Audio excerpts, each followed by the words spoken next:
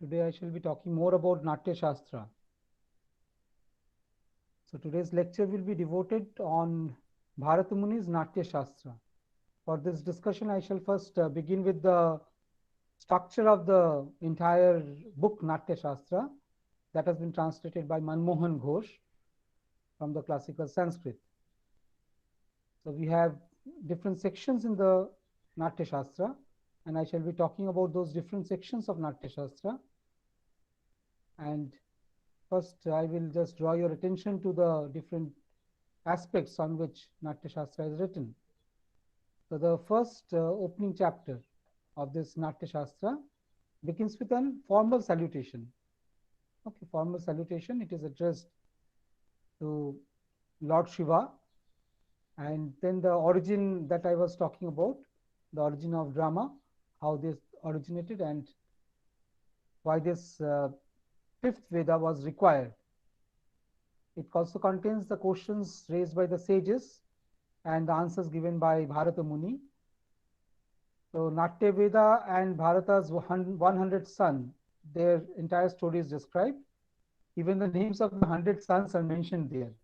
And we will find that in the art of characterization later on, we will find that these names appear again, especially in the conception of different types of characters.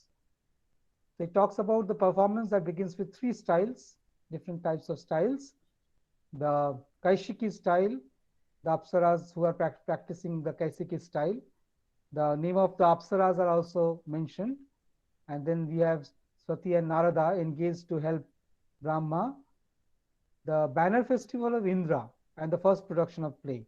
So this is mentioned in this opening chapter. In that banner festival of Indra in the heaven, the first production of a play was done. And as I mentioned that in the Skanda Purana, it is mentioned that Shiva was the witness to the first rehearsal performance before giving his final approval to Natya Shastra, where he suggested the inclusion of Nritya with Natya as well as inclusion of Hasya Rasa. The Navarasa, the ninth rasa, was later on included by Abhinav Gupta. Okay, it was later on included. The Navarasas, the Santata Rasa, that was included by the scholar of Natya Shastra, Abhinav Gupta. So in the opening chapter, there is a mention to the banner festival. The gods are all pleased, and Bharata Muni is given a good reception. Now at that time, the Vihangas, it is mentioned, started attacking the actors. Indra comes and tries to protect the actors. When the actors are presenting their plays, performing the play, they are being attacked by Vihangas. That is mentioned in the opening chapter. So there is some kind of protection that usually a theater requires. A kind of state patronage as well as protection from the invasion or the disturbances that are there. So we have this, I said earlier that how Vishwakarma is creating the theater house. So because of this attack on the actors, and Indra's attempted to protect the actors. So we have the origin of Jarjara and the first playhouse production. It is mentioned there how the first house came and how different gods were asked to protect different parts of the playhouse as well as the actors. So gods were given this custody of the actors, protective custody. So they were the guardians as well as guards to the actors and the playhouses.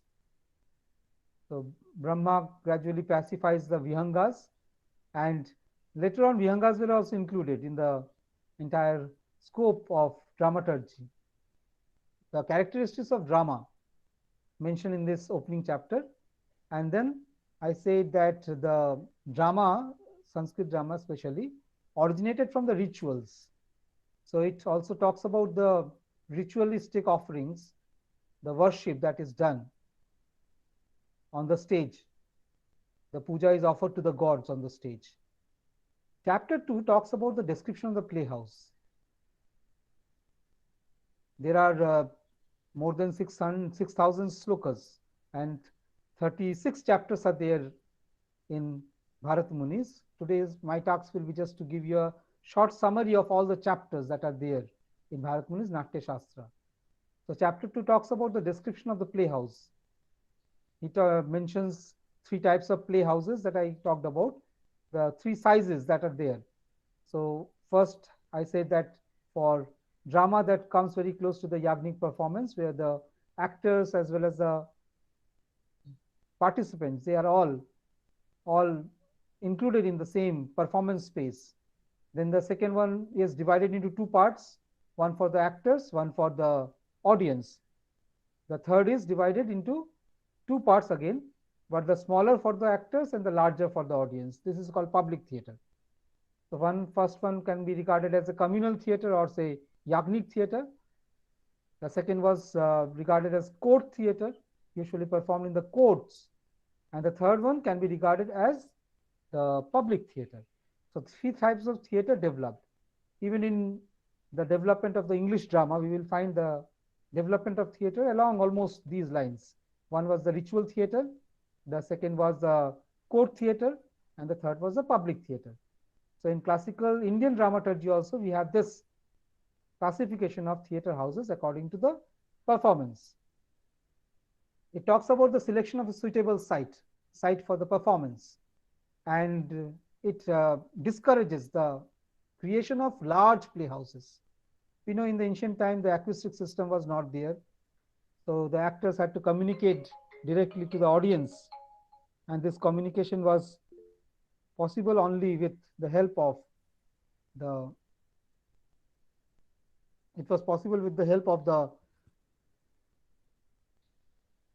performance space. And so Bharat Muni talks about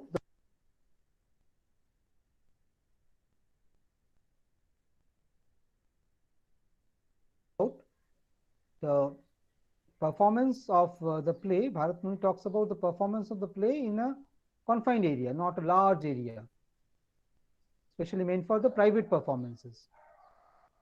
Easily you can communicate with the audience as well as the members of the playing group. So ground plan for the playhouse was set, taking up all the measurement of the site, selection of the suitable site, and what are the disadvantages for a big playhouse. The ceremony and laying of the foundation of the theatre house is also stated. So Vastu Shastra, if we understand Vastu Shastra, is the classical Indian way of architectural plan layout, and that was also applied by Vishwakarma to the creation of the theatre houses.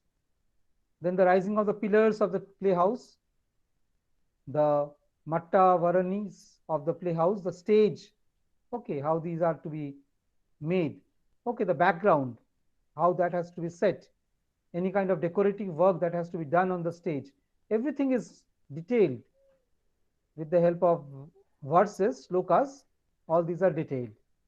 The description of a square playhouse is suggested. A square playhouse actually was the main type of playhouse that was used in the court performances. The square box was divided into two parts, one for the performance and one for the audience. There is also a reference to a triangular playhouse, a playhouse that is triangular in shape. So one corner we have the presence of the actors, performers, and the audience will sit on the broader side, on the base. So chapter 2 therefore in short deals with theatre architecture. In the third chapter of the text we have the consecration of the playhouse. I said that the playhouse should be sacred one, although it is not a yagya, it is not a joggo that is being performed, rather it is a non-yagnic performance, a kind of secular performance. But even though it is a secular performance, the playhouse needs some kind of purification. So the puja to the god is done and purification of playhouse is done, so that the Vihangas no longer attack the Rakshasas, Danavas, they do not disturb the performance of the play. Therefore, the consecration of the playhouse, the purification of the playhouse is done. And then we have the offering to the offering of the puja to the Jarjaras, installation of the god. So it is heavily dependent on the blessings of the god. So this type of performance during the classical period was essentially dependent on the blessings of the god. So the installation of gods on the stage, the mandala for installing the gods. Even today in Bharatanatyam, we have the sthapana where the gods, to the ritualistic worship, chanting of mantras, the gods are established on the stage. So offering of the puja to the god. So Pushpanjali is given, offerings are given to the gods, and then the consecration, the purification of the main stage, main place where the performance has to be done. There is also some kind of home yajna, okay, pouring of ghee into the sacrificial fire. And then there is the breaking of the jar. Nowadays they use the coconut. There is the artificial illumination of the stage with diyas. So these were all listed in the Natya Shastra, how this play should be, the entire dramaturgy must include this type of combination of stage architecture as well as stage properties. So the stage is illuminated with lamps, and the results for a good performance is expected on the basis of the blessings that are being sought from the gods. So gods will give the blessings. Evils follow non-consecration on the stage. So evils do not disturb the performance, and for that the exact ritualistic purification of the stage is done. So this is chapter 4. Chapter 3. Chapter 3 therefore in short deals with the purification of the stage, the worship to gods, and the rituals that are performed before the performance is done. Chapter 4 of Natya Shastra deals with classical dance. Okay. So Brahma talks about this. He talks about the first play that he had composed, and he asks everyone to perform that play. So preliminaries, so sthapanas, invocation to the god. So there are two types of beginnings of the plays, the angharas and the use of angharas, these are mentioned. Even the karanas means these are the preliminaries, how the play should begin. What are these rituals that are done on the stage? The rekas, the angharas, then pindi bandhas. So in Hindu rituals, we have these included. The sages then speak on the use of dance. So you remember that dance in Shiva Purana was introduced by Shiva, and Nitya becomes an essential part of Natya. As Lord Shiva said, there can be no Natya without Nitya. So this chapter is devoted on the dance. The sages then speak on the use of the dance. Vardhamanaka, the Asarita, the Upohona. And as soon as these are said, the first performance starts, and there is a description of the performance. How the female dancers, usually the apsaras, enter the stage. The female dancers, the performers enter the stage. How they are performing 4 kinds of pindis. So these are rituals. Okay. How the chandakas and the gentle dance is performed on the stage has to be performed, and the occasions that are suitable for the dance. For different occasion, different types of dance or rituals are mentioned there. In certain occasions, however, the dances are prohibited. Say mourning procession is there, or play is there based on the elegy or the sad theme of mourning.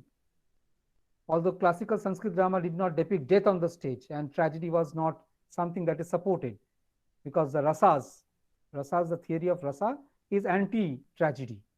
The entire theory of rasa, the Navarasa, is not for the tragic display of emotion. However, in some cases, dances were prohibited. This section also mentions how the dance and tal played by the drums, okay, dholaks, drums, and when the drums are to be played, Even it mentions about when the drums are not to be played.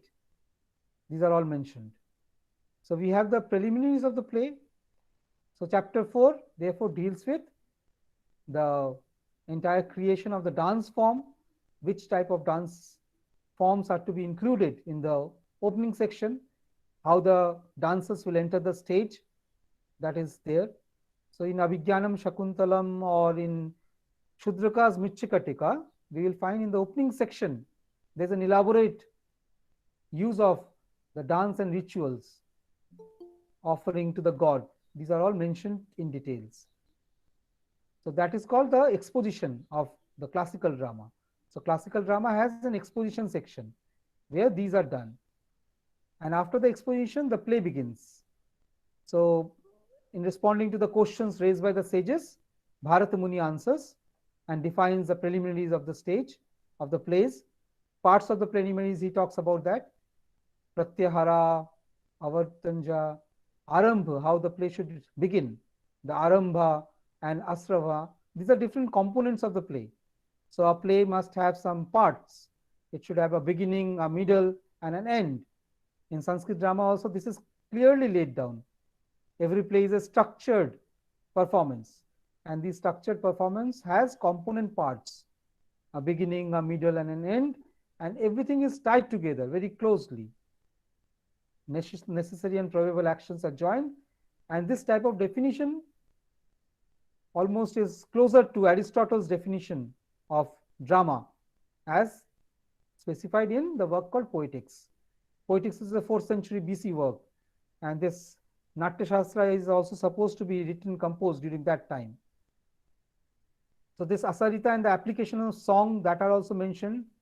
Utthapana, so how that is presented, how the story is presented, how the characters must walk on the stage, the movement of the character, how the benediction, the opening benediction, usually done by the Sutradhar. Sutradhar is the prologue, along with the Apsaras, Notini, okay, dancer. They offer benediction to the god. Benediction means offering of prayers to the god. And this is defined in this chapter, the benediction. The Suskavasta, Dhruva, Rangavarda, Chari and Mahachari. So in classical drama also, European drama also, we have the chorus and the episodes. Okay, they are interrelated. Classical Sanskrit drama was composed in verses, although there are prose conversations, especially in Mritchikatika, the conversational prose is also used. So we have the language of verse, language of prose in classical drama. When the group sings or recites some lines in the verses, so these are performed on the stage. So they resemble the chorus of the classical period. So in classical Indian drama also we have this Kari and Mahakari, and then the talk between the people, the origin of Bhagiratha. Okay, so we have this justification is there why these are, and why the Bahirgitas means the outsiders. Usually the classical Vedas, the Chaturvedas, these are not supposed to be read by people belonging to non-Brahmin castes. That was the classical Indian concept of education. So it was restricted only to the Brahminical castes. So I said that all the people of the world, they thought that why should the Brahmins only have the advantage of knowledge? Knowledge should not be prohibited or forbidden to the other castes. Gods and goddesses, they have the advantage. Even the Brahmins have the advantage of reading the scriptures. So they wanted a 5th Veda that appeared as Natya Veda or Natya Shastra later on. So how these Bahirgitas are gradually included. So Daityas and Rakshasas, they felt very angry because Brahma, as per the wishes of the Daityas, Rakshasas, the Yakshas, Danavas, actually asked Bharata Muni to compose this Natya Shastra. But when the play was done, it was seen that it has become more religious, and all the religious ceremonies were done. And naturally, the Daityas and Rakshasas, they were provoked to jealousy. Why should all the good thing, entertainment, and the educative world of drama be restricted only to those who are closer to gods, or those who have the permission to do the rituals and permission to read the scriptures? Why should it be restricted? So it is a popular form of mass entertainment. Theater has always remained a popular form of mass entertainment. So Daityas and Rakshasas, they first revolt against this, the entire procedure, and this is mentioned in Natya Shastra. Therefore, finally, the gods approach Narada to stop Nirgita, and Narada then pacifies God. The gods are pleased with Nirgita. So, Bhagavad that is, Nirgita is pleased. So, songs in pure preliminaries, these are used. So, the entry of the Rakshasas and Daityas were allowed after the performance of these. So, this was a kind of negotiation done. So, after the first walking round, they will be allowed. Once the Sutradhar takes the center stage, after the ceremonies are performed, the Rakshasas and the Daityas, the aboriginals of India, the Danavas, they were allowed to participate in the theatre performance. And this is mentioned in the Natya Shastra. So Natya Shastra, the ancient classical Indian text, is all inclusive. It does not make any kind of class distinction, caste distinction. So no kind of distinction is done in Natya Shastra. Although this Natya Shastra was rewritten after King Pushyamitra came to power, and there is a attempt to convert this classical Indian text that was meant for aesthetics and literature, for theatre, that was converted into a more religious orthodox text. And perhaps Manmohan Ghosh's translation belongs to that adapted version of Natya Shastra, and Manmohan Ghosh has done justice in translating that text verbatim. So he has not done much research on the reclensions, on the development, evolution of the text. The text is supposed to have been composed around 5th century BC. So 5th century BC onwards, we have the influence of Gandharva, Gandharva theatre, Gandharva literature and aesthetics, the entire art, Buddhist art, Jainism, all these flourished during those periods. So originally it must be a casteless type of text meant for art and aesthetics. Most of the temple architectures are based on Natya Shastra. In India, even the sculptures are based on Natya Shastra. If you visit the famous temples, say Ajanta Ellora or Khajuraho or the Konark Sun Temple, or even if you go visit Bishnupur, you will find the sculptures that are there, the artwork that is there on the temples. All these architecture, artwork, these are all based on the Natya Shastra. Therefore, there is some kind of revision of the original Natya Shastra that was a more inclusive type of text. It was transformed into a more Brahminical text after King Pushyamitra came to power. And this has perhaps made this Natya Shastra more elitist. Although it was very popular, the inclusion of Daityas and Rakshasas, that can be seen in the text itself. So gods are finally pleased, negotiation is done, and after the first walking round, the second walking round is described, then the third walking round. These are episodes actually. So the actors will be there on the stage and they will be performing episodes in parts, act in the play, and the play will be divided into such walking rounds, or parts, act 1, act 2, act 3. So we have in this Natya Shastra reference to the first walking round, the second walking round, the third walking round, and the fourth walking round. And then there is this Parivartani Dhruva, the fourth man enters. So we have characters gradually entering the stage. And then there is a song performance. The benediction is extended, and Now the references are given to the storyline. The plot is described by the Sutradhara, and Sutradhara also starts describing the characters. As the Sutradhara is describing the characters one by one, the characters fill the stage. Sanskrit drama is also very highly imaginative. So although the symbolic stage properties were used on this, usually in the court performances, the pillars and the background scenic painting were only used. So not elaborate three-dimensional stage structure was used during that period. So most of the things we have to imagine. No concrete type of stage pictures of forests or of buildings. These are done or given on the stage. So this is described in this chapter, and then we have the conversational section beginning. So after the introduction, basic introduction by the Sutradhara, one by one the characters are introduced, and after the introduction of the characters are allowed to participate in the play. There are different types of plays. Dasarupaka, 10 types of plays are mentioned in Natya Shastra, and the play begins usually with the conversation, usually between three people, and a direct communication is made with the audience.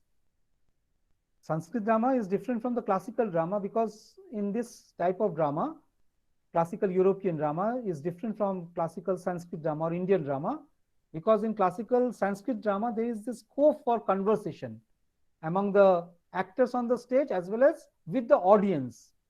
So some kind of aside, some kind of remarks are given, and according to the response of the audience, the dialogues are improvised. The dialogues are not always fixed.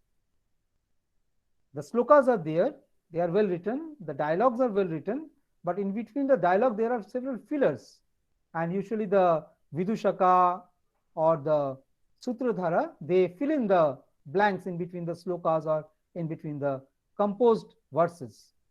The performance is oral, and these are all described in chapter 5. So we find that in chapter 5 the introduction of the play has been created. Chapter 6 very important for you because it talks about the sentiments, how these sentiments are produced by the stage. So through this memorial verses, the entire production of the juice or the emotional state, the sentiment, bhava and rasa, the theory of bhava and rasa, these are described in chapter 6 of Bharata Muni's Natya Shastra. So there are 8 temperamental states and 8 dominant states. Okay, and related to these 8 dominant states, Sthayi Bhavas, we have 8 sentiments, 8 types of rasas. I shall be discussing on rasa in different class. So I am just giving you the basics that in chapter 6 of Natya Shastra, Bharata Muni's Natya Shastra, we have a discussion on bhavas and rasas. So how these are the dominant and the temperamental states that are being projected through acting. Abhinaya or the histrionic representation. Okay, thespian means the actor. Actor with his or her histrionic talent represent characters, and these characters contain some kind of emotional states and sentiments. The proper expression of the sentiments and the communication of these sentiments to the audience pertaining to the emotions, emotional states, pertaining to the emotions of the three loka, all types of emotions that are to be communicated. The actor usually uses rasa. So rasa is like relishing the juice. So 4 kinds of histrionic representation, these are mentioned here, and the practices of the 4 styles. It also talks about the language of representation. We know that theater depends heavily on the orality. So if you just keep on chanting mantras on the stage, it will resemble a yagna. So local languages were used. So these are not Sanskrit plays as such, purely Sanskrit plays. Rather, from the 5th century BC onwards, the plays that we have, especially the plays of Shudraka, plays of Kalidasa, plays of Bhasa, we have use of so many different types of dialects, different types of languages. local languages that we in English call vernaculars. A vernacular is related to the masses, the language spoken by the common people. So these local languages or the conversation that is to take place on the stage should contain the vocabulary of local languages. It should not be very artificially organized into mantras. So it is also talking about the use of prose language on the stage, the use of Pali, Prakrit, and the local languages that are present across Indian subcontinent. So it also talks about the five kinds of dhruva, the sentiments, the relationship between the sentiment and the states. Sentiment I talked about was the expression of that, rasas. Through rasas, the sentiments are expressed. So bhayanak rasa, okay, vivasa rasa, shringara rasa. So different types of rasas are there. All these rasas, sentiments are expressed, and these sentiments are just tip of the iceberg. Under that tip of the iceberg, submerged in the water, is the bhava, the emotional states, the sthai, permanent, or the asthai, so non-permanent states. All these are there. So in modern psychological terms, we have the conscious, the subconscious. So the conscious performance is the rasa, display of rasas, or the communication of rasas, the enjoyment of rasas, and on the submerged subconscious level, we have the production process that includes emotional states called bhava. So 8 sentiments or rasas are described. The 9th one, I said, was composed or added to Natya Shastra by Abhinav Gupta later on in the 8th century AD. So before that, we have only 8 rasas described here. And the presiding deities of the sentiments, everything is mentioned. Who are the presiding deities? So the first one, I said, the Sringar rasa, the erotic sentiment, the comic sentiment, the Hasya rasa. Hasya rasa is a combination of both smiles, smileys, laughter, happiness, and also the critical laughter. Okay. So Hasya rasa is a combination of satire and comedy. And the presentation of that Hasya rasa is there. So Lord Shiva said that Hasya rasa should be included, and it was included. So in the serial, we have first the erotic or the Sringar rasa. The second is the comic or the Hasya rasa that is described here. Then we have the pathetic rasa. Okay. The furious rasa, Bhayanak rasa. Then we have the Veera rasa. Okay, heroic sentiment. Then we have the odious. Okay. We have the terrible sentiment, Bhayanak. We have the Vibhatsa rasa, odious. We have the Adbhuta, marvelous.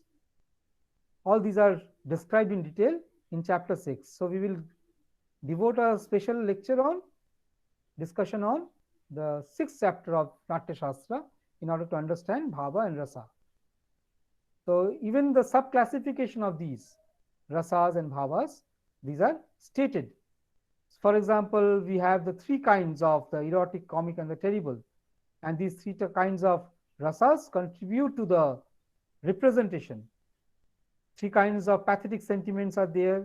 There are 3 kinds of heroic sentiments. Again, there are 3 kinds of terrible sentiments. And there are 3 kinds of bibhatsa or odious rasa.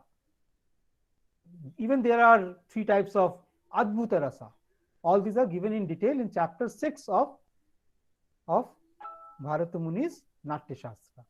So in short, let us summarize chapter 6. Chapter 6 therefore talks about the rasa and bhava theory that is mentioned in the Natya Shastra. Chapter 7 is unique because it is devoted primarily on the states, the emotional states. If we say that chapter 6 contains an introduction to bhava and rasa both, while discussing on rasa in details, chapter 7 talks about the bhava in detail. Bhavas are emotional states. These are explained in chapter 7 of Natya Shastra. So there are certain determinants. Okay, without the determinants, determinants, we cannot define what the bhavas are. So these determinants are called vibhavas, and these vibhavas are explained. So these determinants also lead to some consequence. Okay, consequence based on our experience. These are called anubhavs, anubhava. So first there are some determinants, vibhavas, and then there are some consequence, anubhava. These are all explained. There are also three kinds of states of emotions, states of bhava. Okay, these three states are: number one, dominant state, sai, the transitory. Okay, moving from one state to another state. For example, if you are moving from Sringar Rasa to Karuna Rasa, sad, pathetic means Karuna Rasa. So the transitory state. So it is a mixture of Sringar Rasa as well as the Rasa that is Karuna, pathetic Rasa. So this transitory contains an intermittent, intermingled form of Rasa. And finally the temperamental. Okay. So three types of bhavas are there: the dominant, the changeable or transitory, and number three, the temperamental. So the differences between the dominant and other states are defined in this chapter. So all these bhavas are related to emotional state. For example, the first, love. Love, Sringar Rasa, is related to expression of love. Okay, Sringar Rasa is the expression of love. But the love emotional statement or the state of mind that is there is defined as a bhava. Okay, so rasa is Sringar Rasa, but the bhava is the emotional state that is capable of producing that particular rasa. Then we have happiness and laughter that produces the hasya rasa. So what is the bhava? Happiness and laughter. Then we have the sorrow.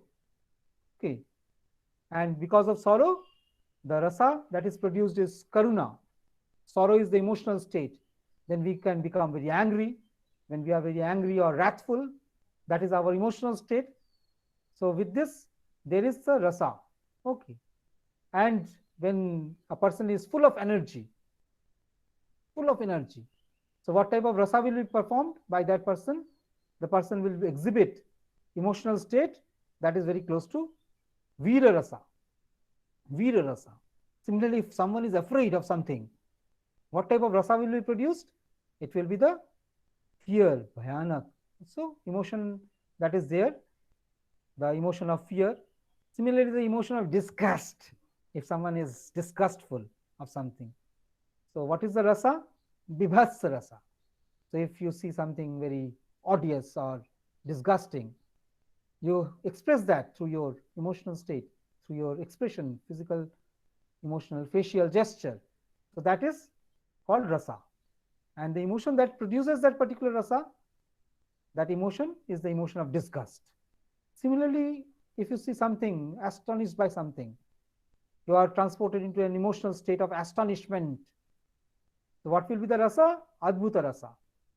So all these 8 types of sthayi bhavas are described in detail in chapter 7 of Natya Shastra. So what are the stronger points? What are the weaker points? There is very objective analysis of these. Even the apprehensions are mentioned. Something are to be avoided. For a performer, it is suggested that in order to produce a particular rasa, in order to create that emotional state, in order to perform that particular rasa, some kind of discipline should be there. Therefore, there should not be in the mind of the actor. Mind of the actor is like a blank sheet of paper, and the character enters, replaces that person. But if that person has his own personality that overpowers, and this personality has some negative shades, the person is very skeptical, doubtful, envious, jealous, or has taken intoxicating drugs or liquor, if the person is very tired, if the person is very lazy, even when the person is in a state of depression or in a place of anxiety, if the person is not focused, if the person is distracted, then what will happen? The proper transformation of bhava or even production of bhava and transformation of bhava to rasa will not be possible according to Bharata Muni. So it depends on a very disciplined exercise. Performing arts is the toughest of the disciplines, artistic disciplines. So it requires self-discipline, and in Bharat Muni's Natya Shastra, these are all mentioned in detail. So memorization, recollection of dialogues, recollection of the bhava, production of that, and he says that the actor should not be disturbed by any kind of shame. So the mantra that is suggested is the actor, the abhineta, abhinetri should be free from any kind of shame, any kind of inconsistency. There should be a sense of joy and contentment in the mind of the actor performing, because acting is a transformation of one's personality into the character. And for this transformation, energy, contentment, joy, happiness, these are all required. And different types of bhavas are produced with the help of this type of internal emotional discipline. So agitation of the mind, stupor, arrogance, despair, impatience, lethargy, okay, sleeping, even the nervous tension, okay, dreaming. So all these should be avoided by the performer. The performer should not be very short-tempered. There should be a very balanced temperament of the actor. The actor should not be cruel, because you are performing something. You should not be cruel, should not be violent. The performance should be assuring, and the different types of bhavas, okay, related to these are to be performed on the stage. Say sickness, insanity, death, fright, deliberation, temperamental states, okay, even the acting that will define sickness, paralysis, trembling. Some scenes might include extensive weeping.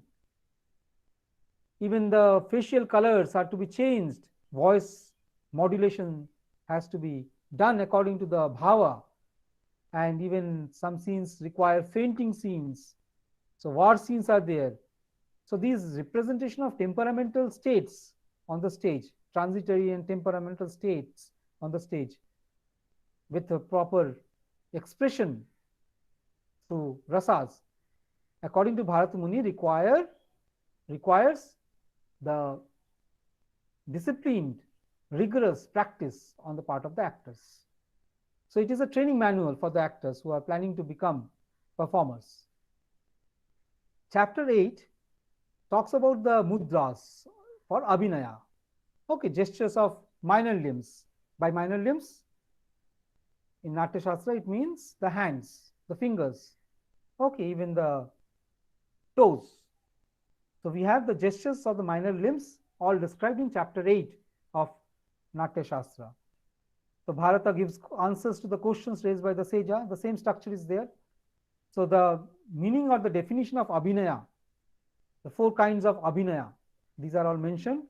The gestures, their variety, how the gestures of the head, so mastaka abhinaya, how this has to be done.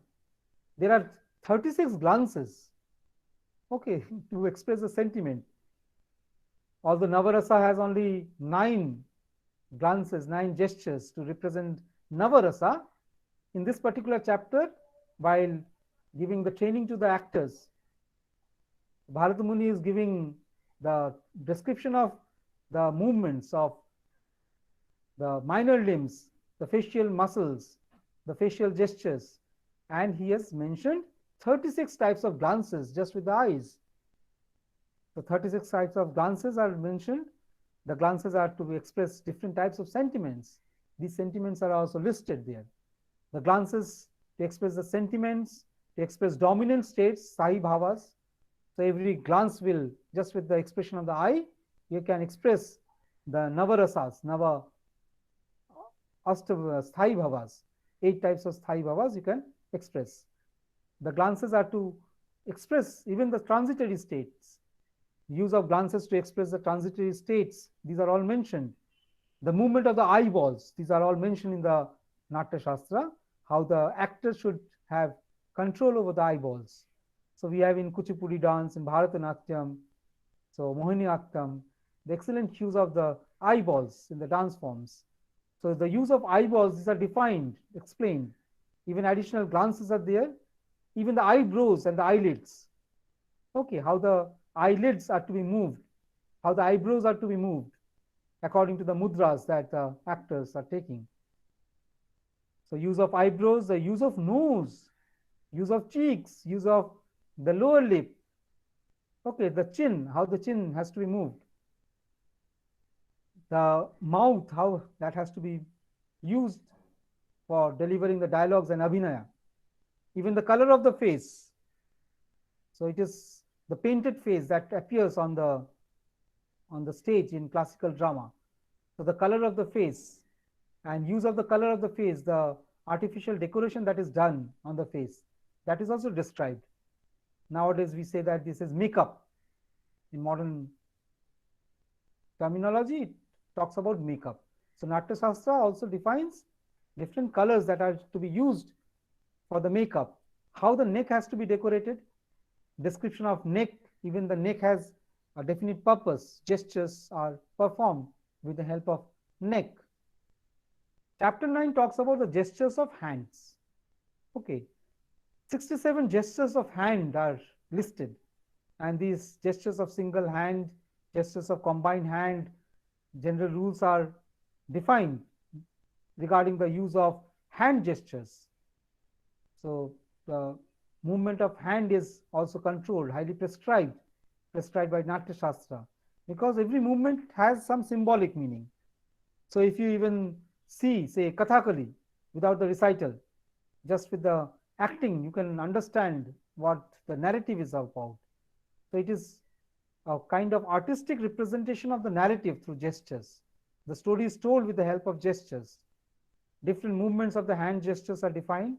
The spheres of hand gestures, how far they can move. Yeah, the quantity and the quality. Okay, the dancing steps, dancing hands, the 4 karanas of the hands, these are described, as well as the entire movement of the hands. So in the next chapter, chapter number 10, we have the movement of other limbs. Okay, the movement of the breast, the movement of the sides, the movement of the hips. Okay, the belly, how the belly is moved, how the waist is used. Okay, the movement of the waist, even the movement of the thigh, the movement of the shank, use of the shank, the feet. Okay, steps, how they are to be done. So all these charis are well described in chapter 10.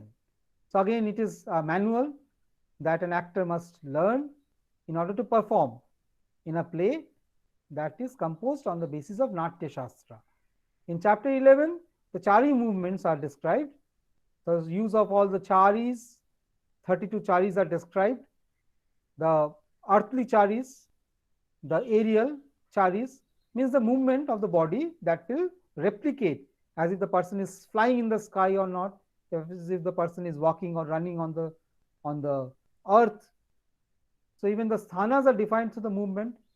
Say if someone is walking on a sand, if someone is walking on a marshy land, someone is climbing the mountain, just with the gestures, everything should be defined, explained. So in the Abhinaya, all these chari movements are described. The Nyayas means how to use the weapons. Martial arts included in the acting performance tradition of classical Indian dramaturgy. So that is also defined there, how the weapons are to be used, how the chaturastra are to be used, the forceps relating to the bow, so how the tir dhunuk or the bow and the arrow are to be used, even the exercises that are to be done by the actors before performance. Health and nourishment of the actor should be taken care of. And that advice is also given in Natya Shastra chapter 11. In chapter 12, we have the description of the mandalas. So group movement, the aerial mandalas, earthly mandalas, when the actors are moving in a group, forming some kind of chains, and the movement that has been described in chapter 12. So it is a short chapter, but it has a good description of the modern day choreography. So during that time also we had Saroj Khans to describe, to give direction to the dance movements. The mandalas are described. The different types of choreographical movements are described. Chapter 13 talks about the gaits. Gaits means stance, how you stand. Okay, someone standing like smart. Okay, smart person. Someone, okay, trying to challenge someone. Someone in a confused mind. So different types of gaits. These are defined. Okay, postures, standing postures, sitting postures. These are described in chapter 13.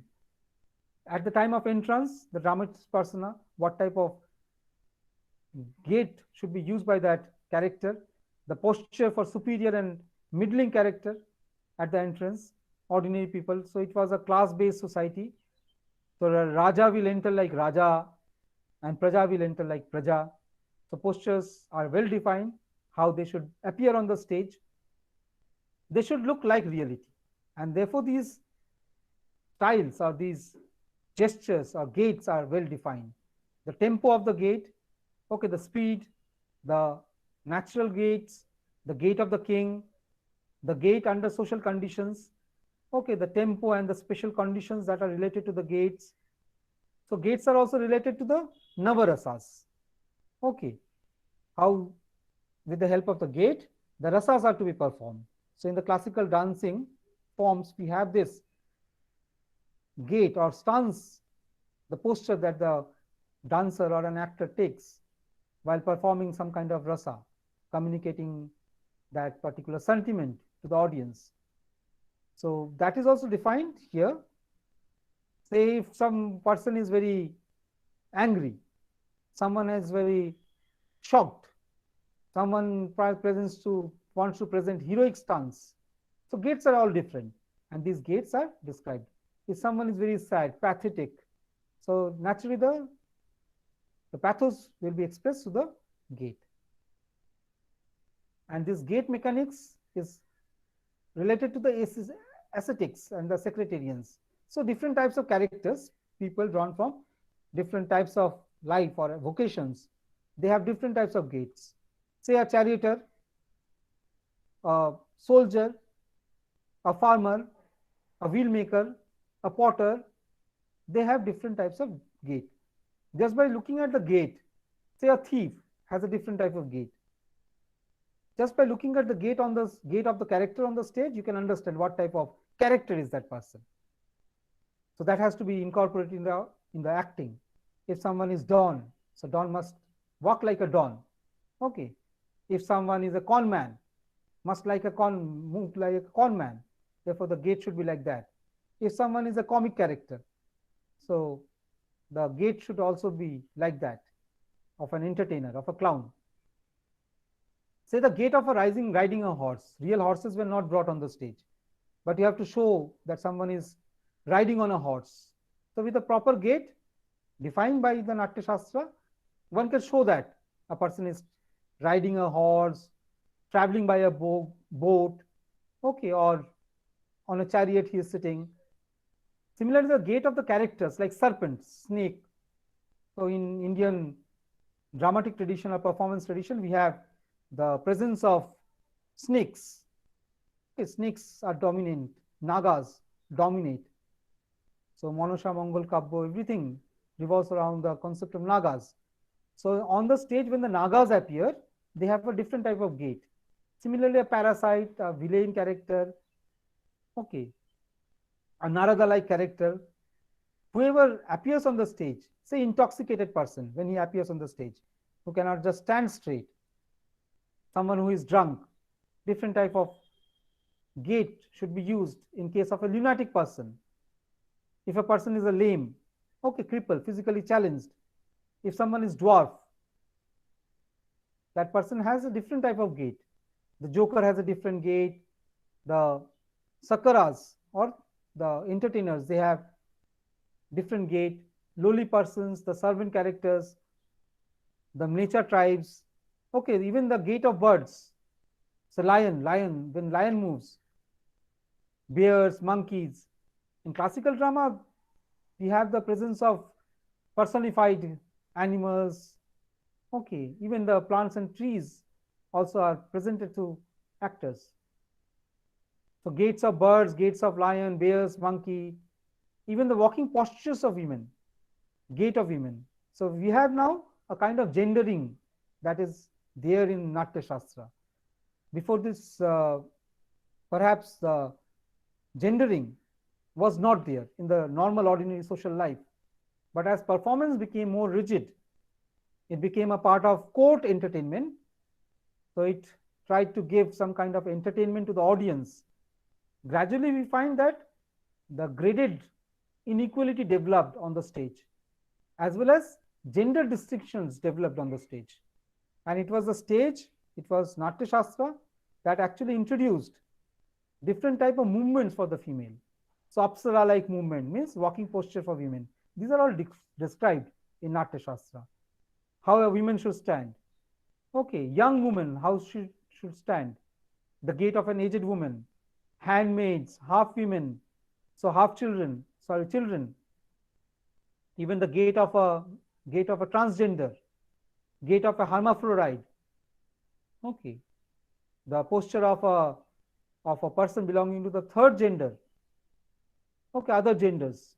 All these are defined in Natya Shastra. So Natya Shastra is all inclusive. It talks about a variety, large range and variety of characters. Even the women saints are mentioned there. Okay, this is very interesting. Even the women ascetics, sadhus, sannyasinis, they are mentioned how they should stand. We say that women education was prohibited later on by Manusmriti. But in Natya Shastra, there is a reference to the women education. Even women were allowed to read the scriptures and ascetic work. Sitting postures of men and women defined, and how they should be expressing their emotional states through their gestures and gait. So a man sitting in sorrow, a woman sitting in sorrow, a man fainting or intoxicating himself. So in a state of shame, sleep. So different type of postures are defined in chapter 13 of Natya Shastra. Chapter 14 talks about the place. Okay, the stagecraft.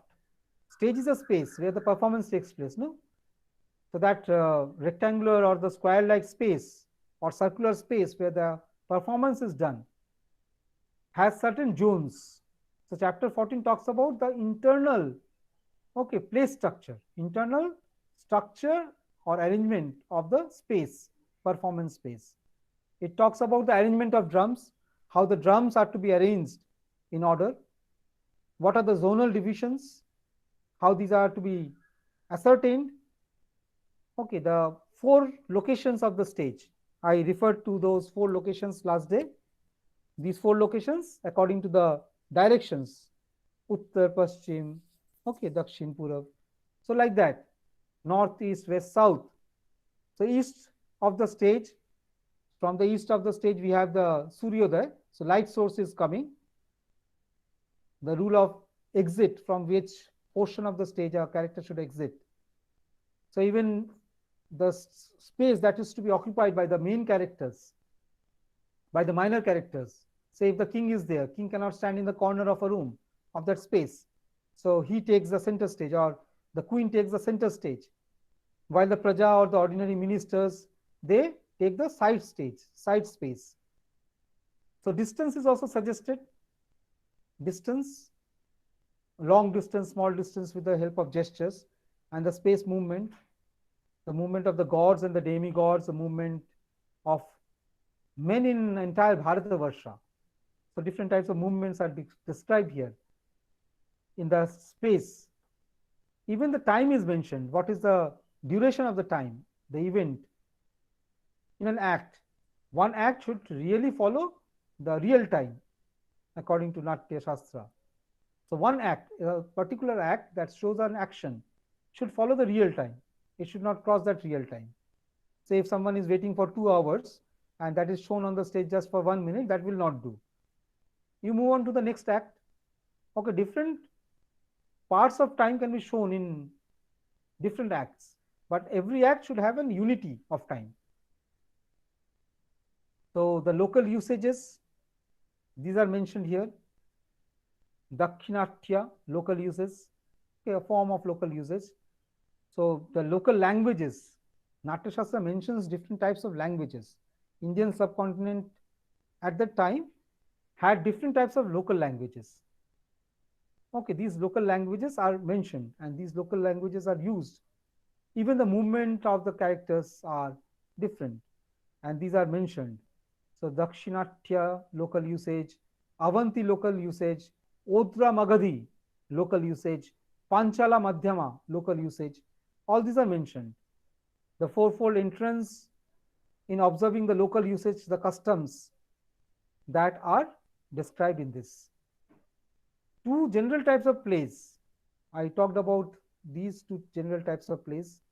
So, two types of plays. One that is related to common people. Okay. Lokadharmi, ordinary common people. So, one is Natya Dharmi, the other is Lokadharmi. Natya Dharmi is aesthetic of theatre is maintained, and that is for higher level of performance, especially for an aesthetic representation of reality. That is called the performance type, that is for Natya Dharmi, for the sake of theatre, theatre for theatre's sake. Okay. In English literature, we have this art for art's sake movement around 1890s. So similar type of theatre for theatre's sake, where we have an aesthetic representation of reality, best form of entertainment in the best decorated form, natak for natak's sake, drama for drama's sake, theatre for theatre's sake. The other is to represent the realities through storytelling. So Lokadharmi. So these two types are defined there, and different types of plays. The plays can be of also of two types. One, very serious. Aristotle says that there are two types of plays. One is serious, tragedy. The other is comedy, comic. In classical drama, we have dasa types of plays, dasa rupakas. But basically, the plays are of two types. One, serious type, having some kind of war, fight, okay, violence. So violent type. He calls this, Bharat Muni calls this violent type. The other is a sophisticated one, that has love, emotion, happiness, laughter. So delicate type, violent type and delicate type. And these two practices are there. Finally, we have the Lokadharmi Natak, where we have the realistic practice on the stage. And this is conventional. Perhaps this realistic form of drama later on developed into the folkloric, popular folkloric forms of performances. So this is up to chapter 14. So on Wednesday, I will talk about the remaining part of Bharat Muni's Natya Shastra. So let us summarize what we have learned today.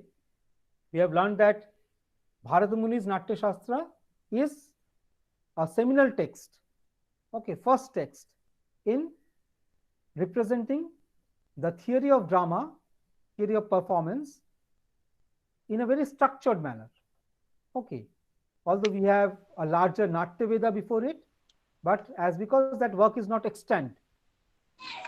So this particular work talks about different aspects of performance. Sir, already. Yes, any question you want to ask, you can ask question. So I stop recording. Thank you very much for your patience. You can ask questions now. Thank you, sir.